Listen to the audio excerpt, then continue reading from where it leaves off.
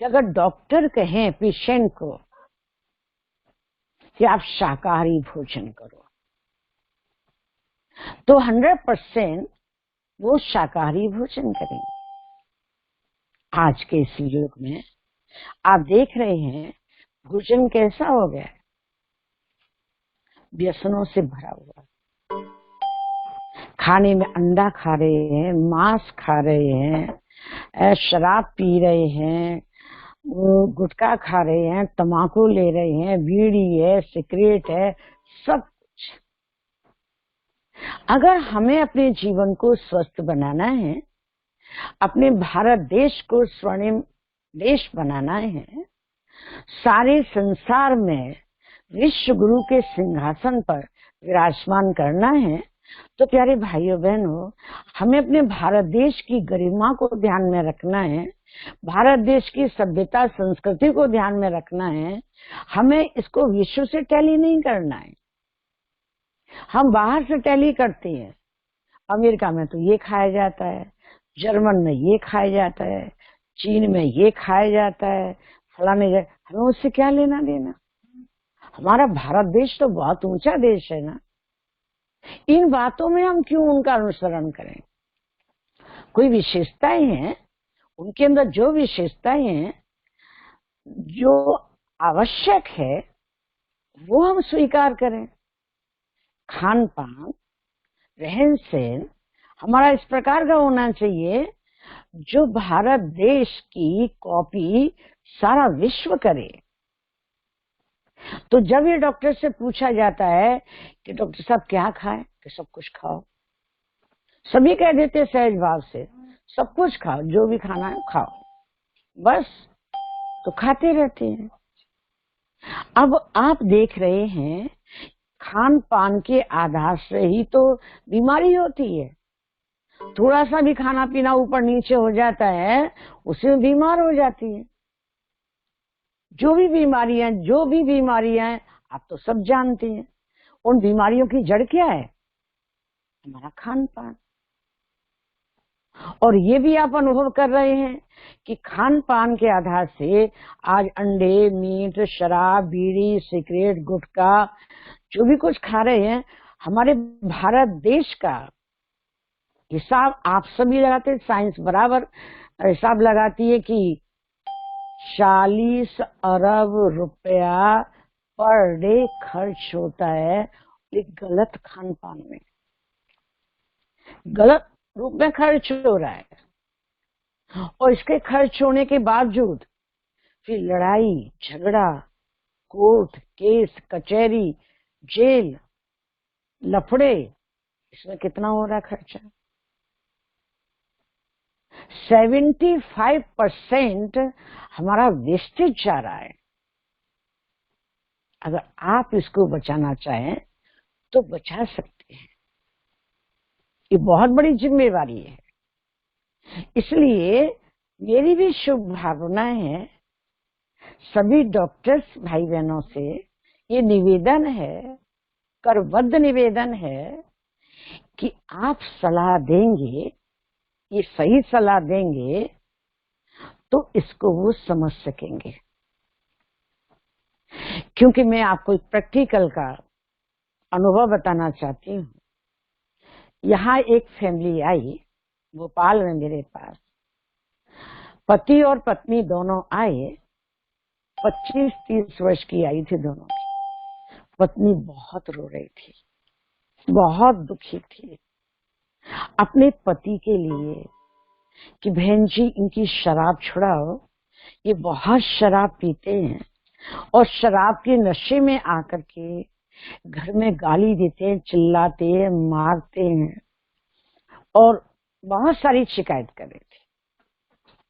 लेकिन उस भाई से जब पूछा, अभी तो आप समझदार हो, पढ़े लिखो, अच्छा ऑफिसर था, किसी बड़ी बैंक में सर्विस करते थे, तो क्या कहा, मैं छोड़ना तो चाहता हूं लेकिन मेरे बड़े साथी छोड़ने के लिए मना करते हैं। वो भी क्या पियो पियो, ये पियो और ये पियो। अगर मुझे सर्विस करनी है तो उनका साथ निभाना है। और साथ निभाना है तो फिर इस प्रकार की आदत कैसे छूटेगी। तो मैं रियल बता रही हूँ, मैंने बहुत प्यार से डील किया और ऐसे उनको समझाया कि भैया आपके साथी, आपके बॉस, अधिकारी जो भी हैं, वो कम से कम आपके स्वास्थ्य की तो चिंता करेंगे कि स्वस्थ रहने के लिए सब आवश्यक नहीं है। तो मैंने एक टैक्ट उसको सिखाया और यही सिखाया क्योंकि भगवान से बढ़कर के तो संसार में कोई डॉक्टर नहीं है, और जब परेशान होते तो भगवान के पास ही आते हैं। तो हमने उनको सिखाया कि भैया आप जब भी आपके बॉस, अधिकारी, साथी आपको जबरदस्ती करें, निवेदन करें, तो आप हाथ जोड़ के विनती करना कि डॉक्टर ने कहा है अगर तुम्हें जीना है तो शराब नहीं पीना है, ये बोल दें डॉक्टर ने कहा है। भगवान भी डॉक्टर है और ये विद्यालय भी हॉस्पिटल का यूनिवर्सिटी है। इस तरीके से आप चलो तो आपकी जीवन नैया अच्छे से पार लग जाएगी। रियली उसने इस युक्ति को अपनाया और उसका जीवन तो बहुत खुशहाल हो गया। दोनों ही आकर के 7 दिन के बाद का बहन जी मेरी लाइफ बहुत अच्छी चल रही है और इस टैक्ट ने मुझे बहुत अच्छा बना दिया। मैं तो अपने भाग्य का शुक्रिया अदा करता हूँ। मेरे कहने का भाव सभी डॉक्टर्स के लिए निवेदन है, लोगों में ताकत नहीं है इस संसार में चल करके संसार की गतिविधियों को अपनाना, अपने जीवन को श्रेष्ठ बनाना, ये साधारण बात नहीं है, ये डॉक्टर के हाथ में बहुत बड़ी बात है।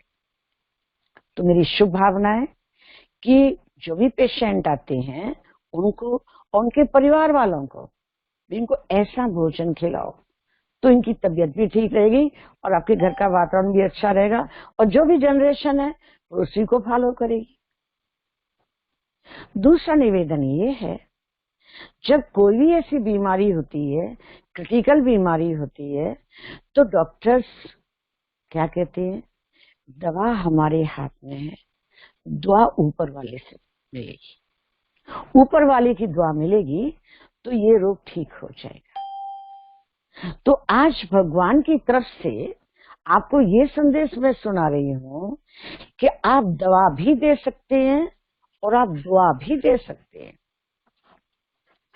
क्योंकि आप भी डॉक्टर हैं और भगवान डॉक्टर से आप कनेक्शन रखेंगे तो पावर आपके थ्रू पेशेंट को मिलेगी, क्योंकि भगवान के सच्चे साथी राइट हैंड वो डॉक्टर है। तो आप भी जब उनसे कनेक्शन करेंगे, मेडिटेशन करेंगे, वो सजेशन आपको भी प्राप्त होंगे और दवा के साथ साथ आप दुआ भी दे सकेंगे। और जब दुआ भी देंगे और दवा भी देंगे तो कितनी बड़ी समस्या का हल हो जाएगा, बहुत बड़ी समस्या का हल हो जाएगा। लेकिन आवश्यकता इस बात की है कि इसको भी आप रियलाइज करें, ये भी हमारी ड्यूटी है, ये भी हमारी जिम्मेवारी है। इस प्रकार की सेवा हम करेंगे तो वो धन तो मिलेगा जो यहीं की यहीं खत्म हो जाएगा, लेकिन दुआओं का जो धन मिलेगा वो बहुत बड़ा धन है, अविनाशी धन है। वो आपके जन्म जन्मांतर आपके साथ में जाएगा और हमेशा काम में आएगा। इसलिए मेरी शुभ भावना है और भगवान का संकल्प है कि ये दुआ और दवा दोनों साथ साथ देने की आप परोपकारी बने, ये आपका अधिकार भी है। तो जब आपके अंदर में ये दोनों पावर होंगी और कोई पेशेंट आएगा तो आप ये नहीं कहेंगे बड़ा मुश्किल है, असंभव है, यहाँ इसका ट्रीटमेंट नहीं हो सकता, इसको यहाँ ले जाओ, बॉम्बे ले जाओ, दिल्ली ले जाओ, फलानी जगह ले जाओ। नहीं, आप खुद कहेंगे सब ठीक हो जाएगा। तो आपका हॉस्पिटल कितना जंप लेगा, आपका कितना नाम रोशन होगा।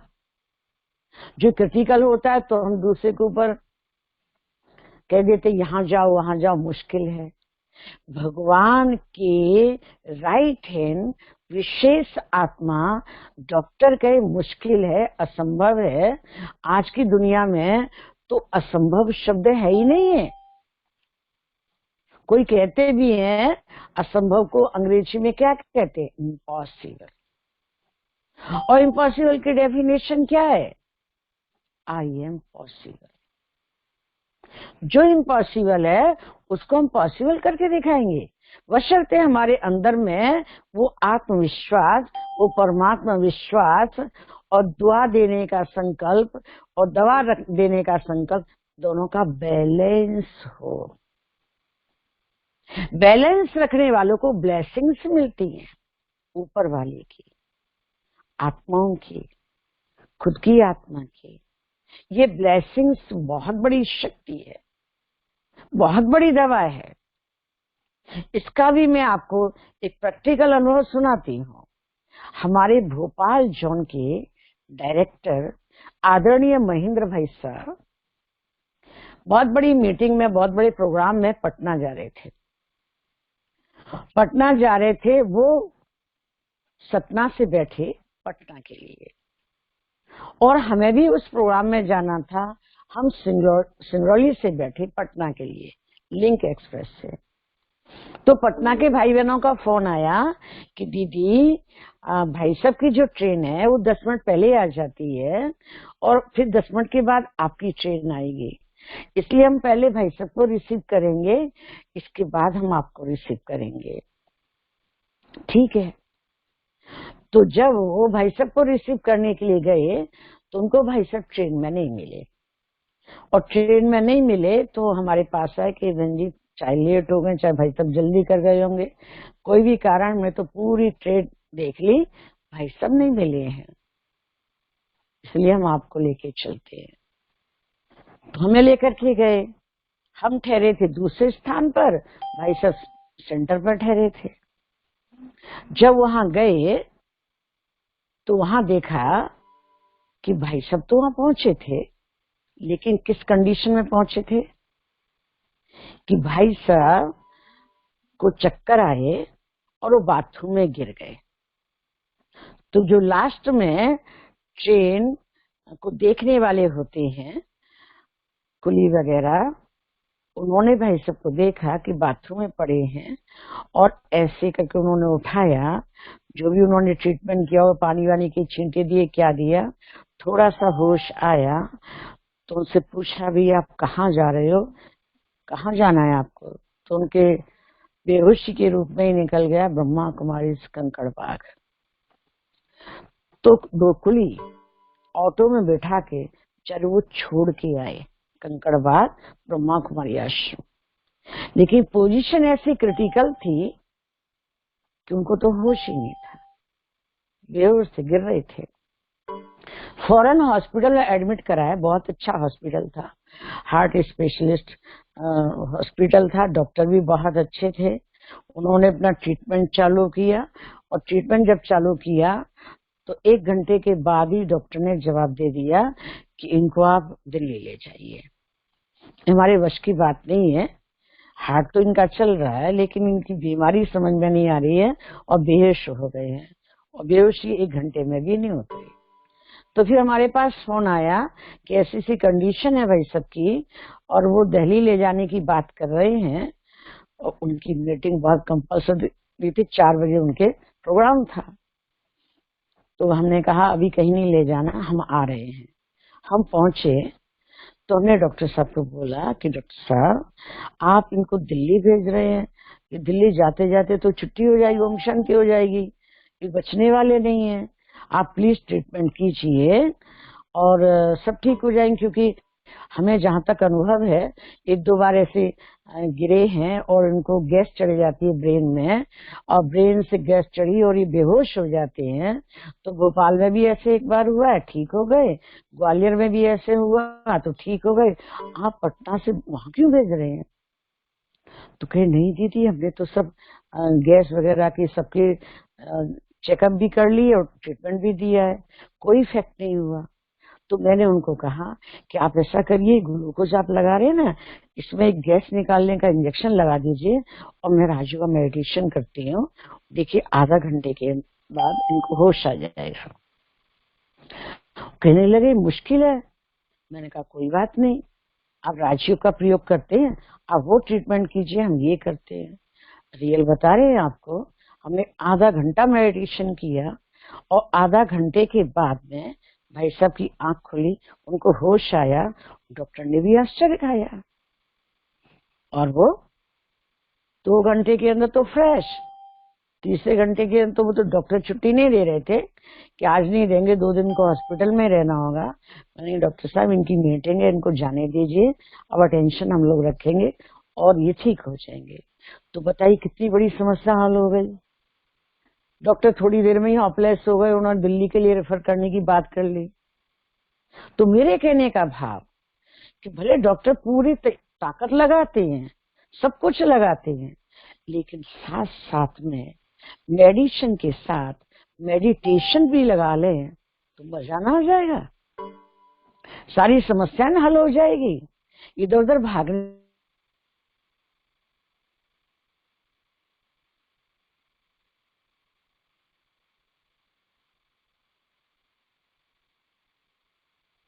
कितना अच्छा कारोबार चलेगा। इसलिए हमारी सपना है कि दवा के साथ दुआ और मेडिसिन के साथ मेडिटेशन, इन दोनों का बैलेंस करके जब चलेगा, भारत हमारा स्वस्थ हो जाएगा, एकदम स्वस्थ, और भारत में विश्व समाया है। तो मेरी ये शुभ भावना है कि ऐसा बैलेंस में जीवन जीने की कला सीखें भी और भाई साहब सिखाएं भी, क्योंकि आप जो सिखाएंगे 100% स्वीकार करेगा पेशेंट कि मेडिसिन हम ही दे रहे हैं और मेडिटेशन ऐसा कीजिए। तो ये सेवा में आपके 4 चांद लग जाएंगे और बहुत दुआओं के पात्र बन जाएंगे। तीसरी बात, जब हम इस सेवा की बात करते हैं तो सभी डॉक्टर्स के मुख से निकलता है कि बहन जी, अगर हमने ये सेवाएं शुरू कर दी और सब लोग ठीक होते गए तो हमारा हॉस्पिटल कैसे चलेगा? ये तो सब ठीक हो जाएंगे, थोड़े समय की बात थोड़ी, साल 2 साल की, हमारे तो जीवन की, हमारे तो बाल बच्चे फिर हॉस्पिटल, वो डॉक्टर बनेंगे, ये डॉक्टर बनेंगे, सब ठीक होते गए तो हॉस्पिटल ठप हो जाएगा। ये भय, ये चिंता भी डॉक्टर्स को सताती है, जो स्वाभाविक है। हर कोई क्या चाहता है भी मेरे ग्राहक बढ़ते रहे, दुकान चलती रहे। लेकिन मैं आपको एक खुशखबरी बताना चाहती हूँ कि जब संसार में कोई हॉस्पिटल नहीं थे, जब संसार में कोई डॉक्टर नहीं थे, तभी तो संसार बहुत अच्छा चल रहा था ना, खुशनुमा चल रहा था। जब सोने के महल थे, हर प्रकार से लोग सुखमय थे, तब क्या था जीवन? तो आप केवल वर्तमान को ही नहीं देखिए, भविष्य को देखिए कि अगर ऐसी सेवा में आप सहयोगी बनेंगे, हमारे भारत देश का प्रत्येक का आज उतना भोजन नहीं करते हैं जितनी दवाइयां खा रहे हैं। ये तो अनुभव कर रहे हैं ना आप, व्यक्तिगत दवाइयों में कितना खर्चा जा रहा है जितना भोजन में खर्चा नहीं हो रहा है। तो हमारी भी शुभ भावना है और भगवान की तरफ से भी आपको बहुत दुआएं मिलेंगी, कहीं पैसे की कमी नहीं आएगी। और ये जो भावना एकदम ठीक हो जाएंगे क्या? सारा संसार इकट्ठा आ जाता है क्या आपके पास? पेशेंट ही ना आते हैं, और ये जाएंगे ठीक होकर के तो वो जल्दी से जल्दी आपकी दुकान पर ही ना आएंगे, आपके हॉस्पिटल पे आएंगे ना कि फलाने डॉक्टर साहब बहुत अच्छे हैं, फलाना हॉस्पिटल बहुत अच्छा है, वहां जो जाता है तो एकदम ठीक हो जाता है, वो फलाने डॉक्टर तो भगवान है, सच के ही भगवान है। तो आपकी कमाई बढ़ेगी। ये कलयुगी दुनिया इतनी जल्दी खत्म नहीं होने वाली है, चिंता मत कीजिए, आप भय से मुक्त हो जाइए। आप तो वो सेवा कीजिए जिस सेवा में मानव मन की आपको दुआएं प्राप्त हो, आपको तो बहुत कारोबार बढ़ेगा, बहुत हर प्रकार से धन बढ़ेगा, शक्तियां बढ़ेंगी और दुआओं का खजाना जबरदस्त होगा। तो इस शुभ भावना को लेके आप चलेंगे तो हमारे भारत देश की गरिमा कई गुना बढ़ेगी। साथ ही साथ भगवान का संकल्प है कि डॉक्टर्स को भगवान मानते हैं, सभी कहते हैं डॉक्टर भगवान है। तो सभी स्वस्थ रहें, उसके लिए शारीरिक, मानसिक, सामाजिक और आध्यात्मिक चारों स्वास्थ्य चाहिए। जब तक चारों स्वास्थ्य नहीं है तब तक सही स्वस्थ नहीं हो सकते। शरीर को तो ठीक करने की ट्रीटमेंट दे दिया, इंजेक्शन लगा दिया, ऑपरेशन दे दिया, लेकिन मानसिक रूप से परेशान है।